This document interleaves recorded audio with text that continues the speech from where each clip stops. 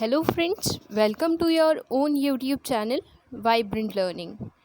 Today we will be discussing the second part of speech, that is pronoun, in this lecture. Today's quote: learning is never done with errors and defeat.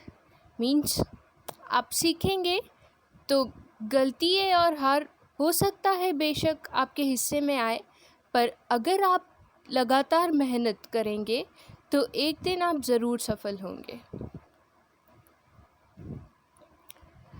जो 8 parts of speech noun, pronoun, adjective, verb, adverb, preposition, conjunction और interjection है, उसमें से आज हम second one means pronoun discuss करेंगे।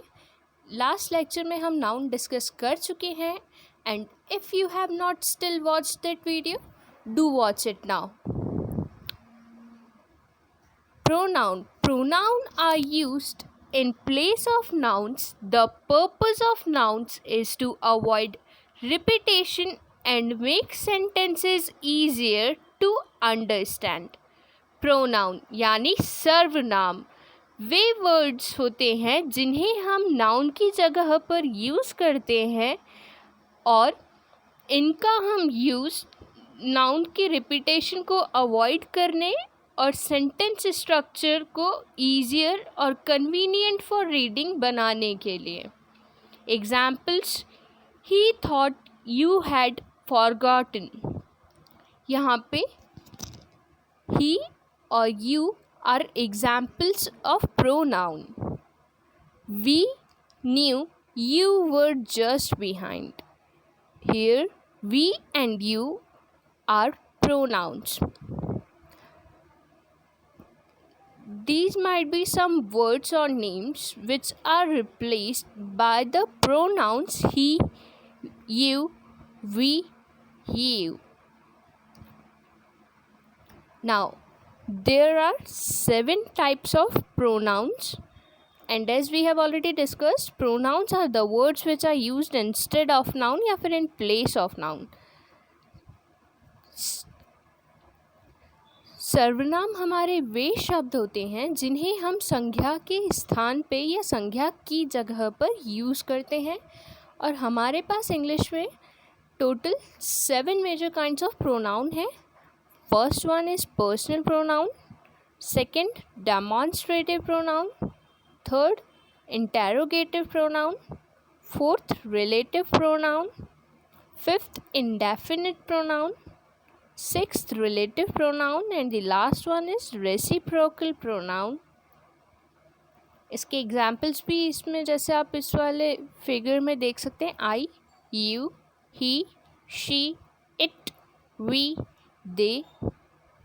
आई means मैं, you means आप या तुम, ही मीन्स वो लड़का, शी मीन्स वो लड़की, इट हम ज़्यादातर नॉन लिविंग बीइंग्स के लिए यूज़ करते हैं, वी माने हम, दे मतलब वो जब एक से ज़्यादा होंगे, 2 या 2 से ज़्यादा मतलब एक से ज़्यादा जब लोग होंगे तो हम उन्हें वो कहेंगे। फर्स्ट काइंड्स ऑफ प्रोनाउन में हमने फर्स्ट देखा था personal pronoun. Personal pronoun refers to a specific person or thing.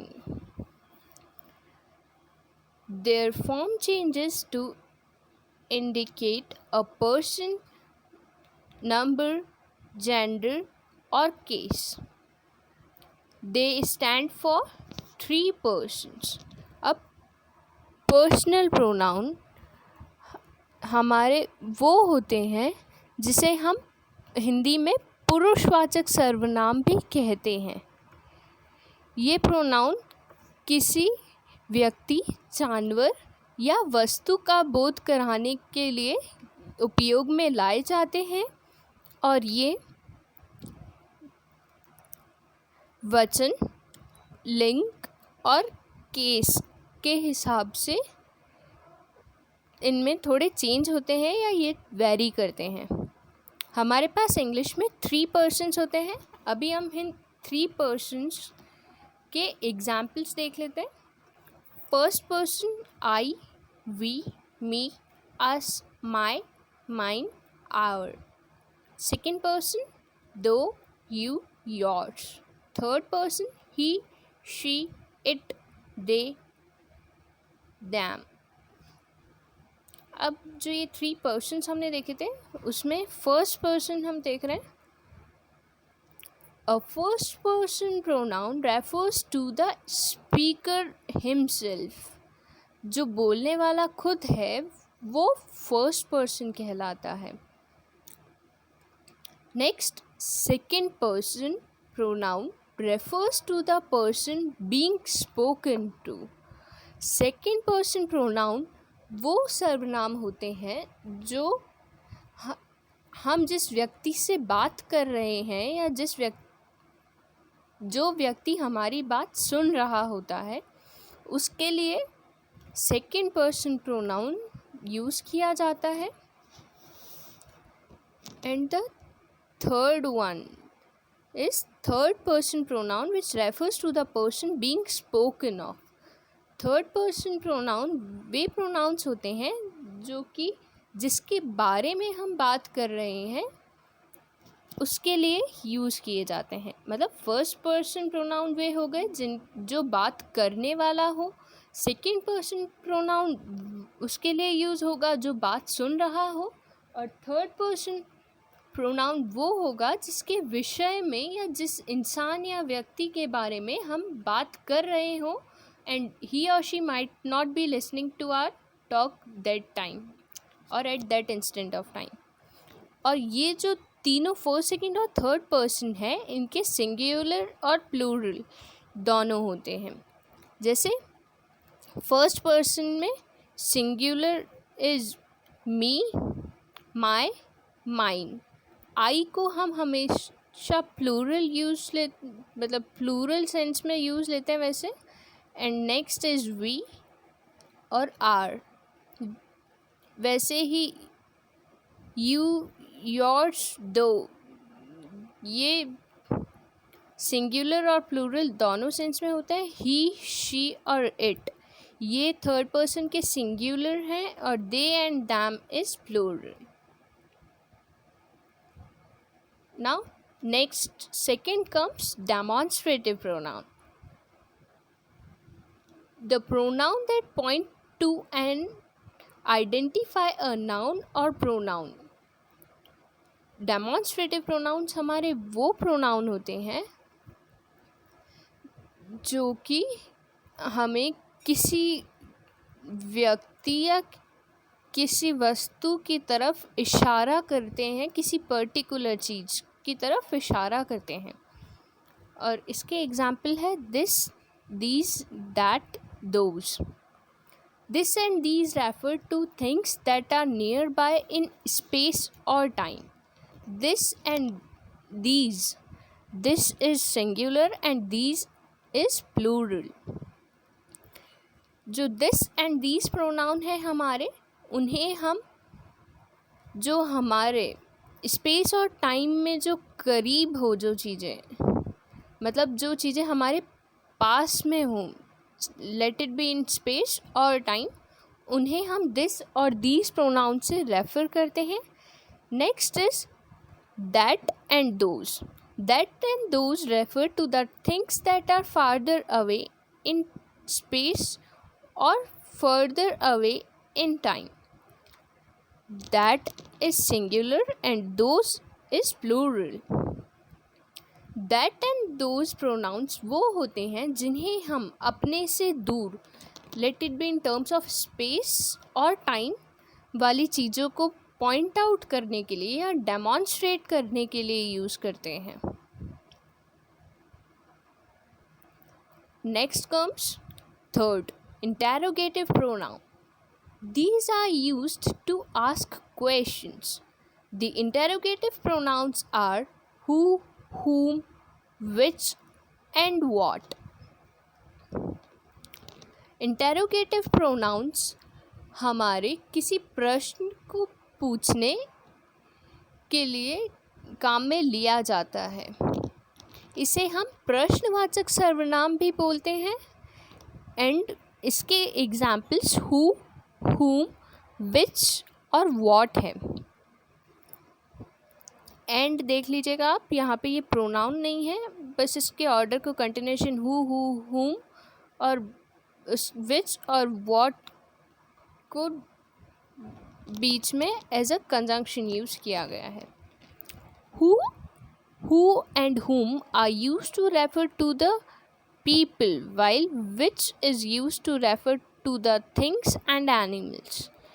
यहाँ पे who और whom जो है वो हम किसी व्यक्ति के लिए यूज़ में लेते हैं, और जबकि जो which प्रोनाउन है हमारा इंटेरोगेटिव प्रोनाउन या प्रश्नवाचक सर्वनाम का, उसे हम नॉन लिविंग बीइंग्स यानी वस्तुओं और एनिमल्स यानी जानवरों के लिए यूज़ में लेते हैं। दैट इज़, जब हम इंटेरोगेटिव प्रोनाउन को किसी living being, that is special living being मतलब कि किसी इंसान के बारे में यूज़ करेंगे तो हम व्हाट और whom यूज़ करेंगे, और जब हम एनिमल्स या थिंग्स के लिए इंटेरोगेटिव प्रोनाउन का यूज़ करना होगा हमें, तब हम which का यूज़ करेंगे। Who acts as the subject while whom acts as the object। who जो है वो किसी भी सेंटेंस में एज अ सब्जेक्ट यूज़ होता है, जबकि जो whom प्रोनाउन है interrogative pronoun, that acts as the object of that sentence in which it is being used. Now the fourth one is relative pronoun। It is used to link one phrase or clause to another phrase or clause। Relative pronouns हमारे दो वाक्यों को जोड़ता है और अपने से पहले नाउन, जिसे हम एंटीसीडेंट ANTECEDENT एंटीसीडेंट कहते हैं, से संबंध प्रकट करता है, उन्हें हम रिलेटिव प्रोनाउन कहते हैं।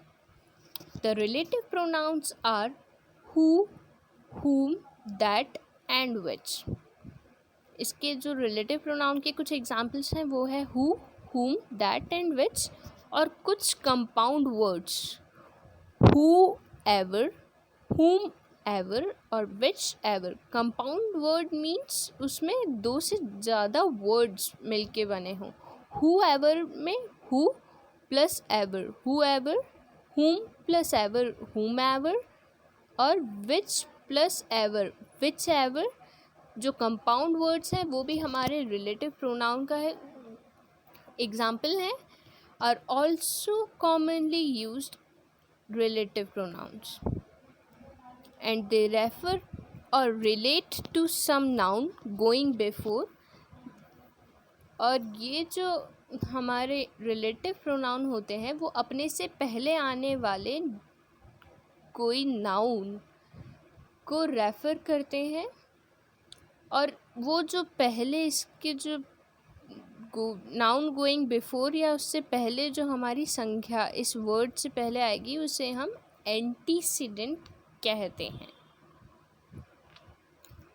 Fifth comes are indefinite pronoun। It refers to an identifiable but not specified person or thing। मतलब ये किसी चीज़ की तरफ इशारा तो करता है बट नॉट पर्टिकुलरली कि वही एक इंसान या वही एक वस्तु। वो हो सकता है एक ही टाइम पे एक से ज़्यादा चीज़ों की तरफ भी इशारा करे इन कॉमन, बट वो इशारा करता है पर किसी निश्चित व्यक्ति या वस्तु का बोध नहीं कराता।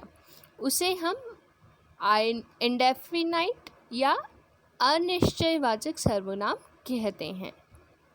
An indefinite pronouns conveys the idea of all, any, none और some। जो indefinite pronoun है वो हमें आइडिया देता है वर्ड्स जैसे कि सबका, एनी मीन्स कोई, नन मीन्स कोई नहीं, और सम मीन्स कुछ। और इसके जो कॉमन एग्जाम्पल्स जो हम एवरीडे लाइफ में बुक्स में या सुनने में लिखने में यूज़ करते हैं, दे आर ऑल,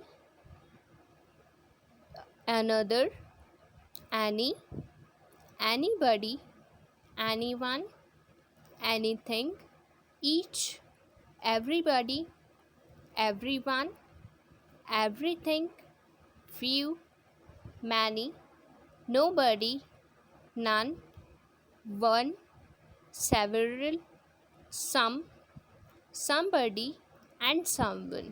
इन सभी एग्जाम्पल्स में आपने देखा होगा कि वो हो सकता है जिसकी तरफ इशारा कर रहा है, late it be any person और थिंग, उसकी क्वांटिटी के बारे में तो हमें बताता है, बट स्टिल वो स्पेसिफाई नहीं करता कि विच पर्टिकुलर वन और two things it is referring to. जैसे वन, कोई एक, बट वो कौन एक उसका नहीं पता। सेवरल मीन्स कुछ, पर वो कौन से कुछ नहीं पता। समबडी मीन्स कोई, कौन कोई नहीं पता। मैनी मीन्स काफ़ी, मीन्स वो काफ़ी मतलब क्या काफ़ी उसके बारे में नहीं बता रहा। ऐसे ही ये सारे जो भी हमने एग्जाम्पल्स देखे हैं, they are referring to someone, but still they are not specified to whomsoever they are referring to. They refer to things in general way and not to any person or thing in a particular way.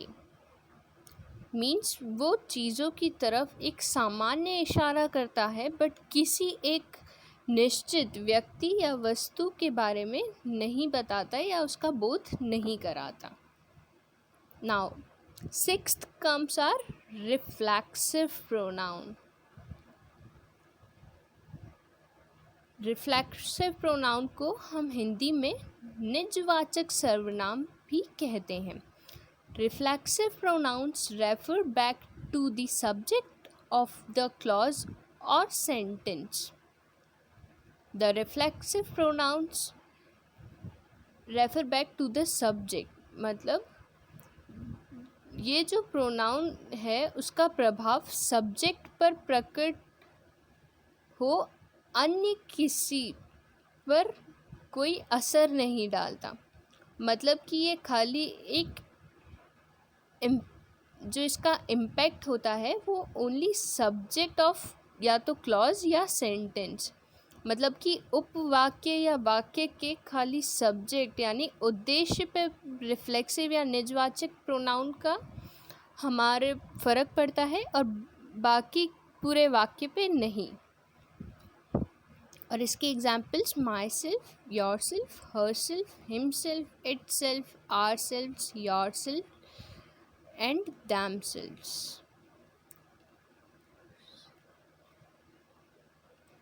तो यहाँ पे हम देख लेते हैं कि ये मेरा, तुम्हारा, उसका ये हर सेल्फ जो है लड़की के सेंस में और हिम सेल्फ लड़के के सेंस में होता है।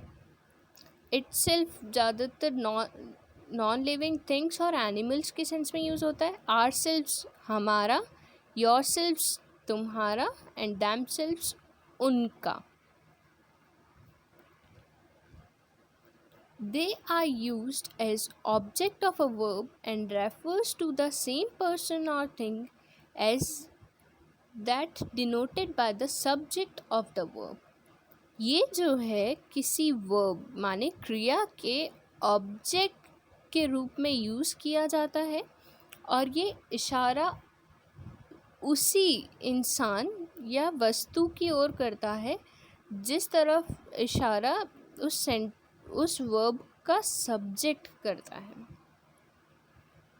या उसी को दर्शाता है जिस तरफ वाक्य का उद्देश्य या सब्जेक्ट इशारा करता है।